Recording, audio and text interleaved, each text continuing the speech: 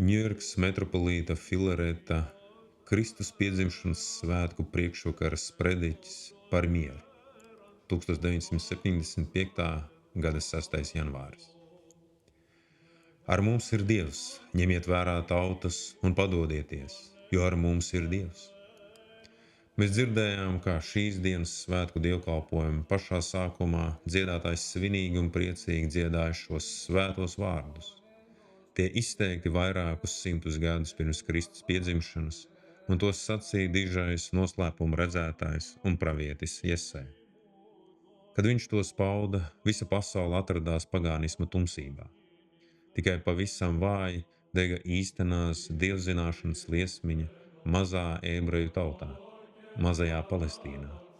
Bet cilvēku miljoni atradās pagānisma tumsībā, un tomēr svētā gara apspīdēts pravietis ar savu iedvesmoto skatienu sniedz stālu uz priekšu caur šo pagānisko tumsību, un to, kas piepildījās daudz vēlāk, jau vēro kā notikuši un saka: ar mums ir Dievs, ņemiet vērā tautas.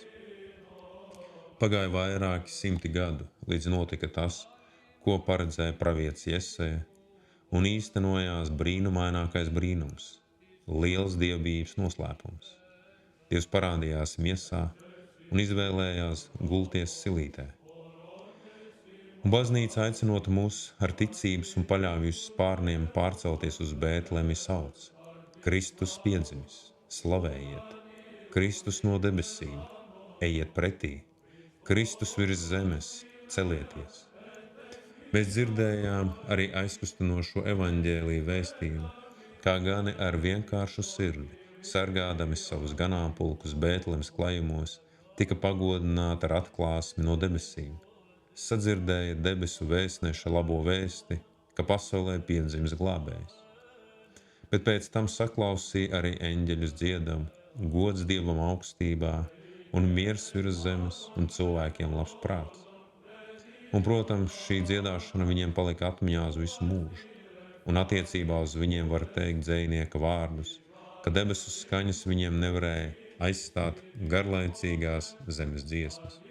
Svētie eņģeļi dziedāja par mieru, un tas, kurš atnāca uz zemi un iegulās silītē, saucas stiprais valdītājs un miera pavēlnieks. Bet tagad bieži runā, ja Kristus arī ir atnesis mieru uz zemes, tad šis miers neīstenojās. Tāpēc, ka arī pēc viņa piedzimšanas, tāpat kā iepriekš, starp ļaudīm pastāv daudz naida, plosās kari, sevišķi paši niknākie ir iekšējie nemieri, brāļu kari. Bet veltīgi kristietībai pārmet, ka tā nav izpildījusi savu apsolījumu un nav devusi pasaulē mieru. Kad runa ir par ārēju mieru, tad jāatceras, ka glābējs ir noteikti un stingri pateicis: nedomājiet, ka es esmu nācis mieru atnest virs zemes. Es neesmu nācis atnest mieru, bet zobenu. Tie ir viņa tiešie vārdi svētajā evaņģēlijā, bet te nav pretruns ar to, ko dziedāja svētie eņģeļi, tāpēc, ka miers mēdz būt dažāds. Tagad dzirdam daudz runu par mieru, par visas pasaules mieru, par miera konferencēm un tā tālāk.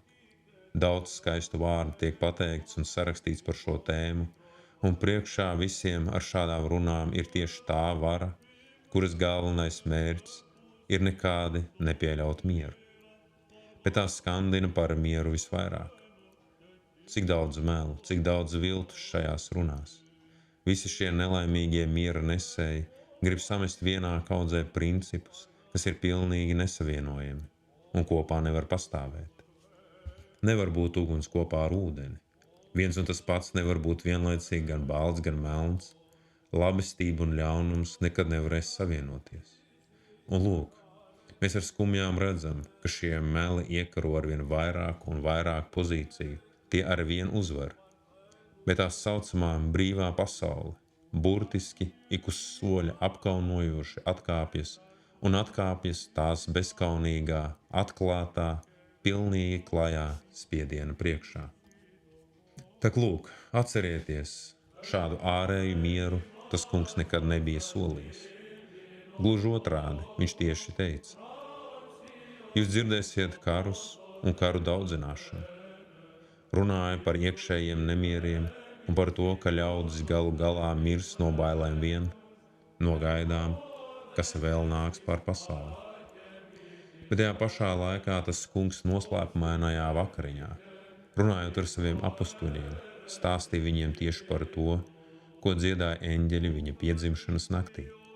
Tas kungs šajā sarunā teica: mieru es jums atstāju, savu mieru es jums dodu. Un tūlīt pat piebilda: nekā pasaule dod, es jums dodu. Kristus miers pavisam nav tas, par kuru kliedz viltus miera nesēji. Kristus miers pirmām kārtām ir cilvēka miers ar Dievu un ar sirdsapziņu. Miers piepildīts ar taisnību un mīlestību, nevis ar meliem un viltu. Un lūk, šo te mieru pestītājs Kristus patiesi atnes uz zemes, un uzticamies sekotāji zina, kas ir Kristus miers. Sirdskaidrais Saravs Serafims sacīja vienam no saviem apmeklētājiem: mans iepriecinājumi iemanto miera garu, un ne tikai pats glābsies, bet tūkstošiem apkārt tev glābsies. Cilvēks ir noilgojusies pēc patiesa, īsta miera, tāpēc, ka visos šajos maldinošos miera aicinājumos to neredz. Vai mēs neredzam, par ko pārvēršas dzīve? Pasaule ar vien tālāk un tālāk virzās no tā prom.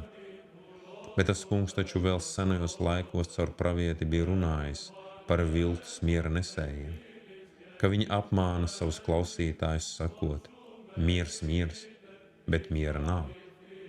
Un tas kungs tieši piebilst caur pravieti: bez dieviem nav miera.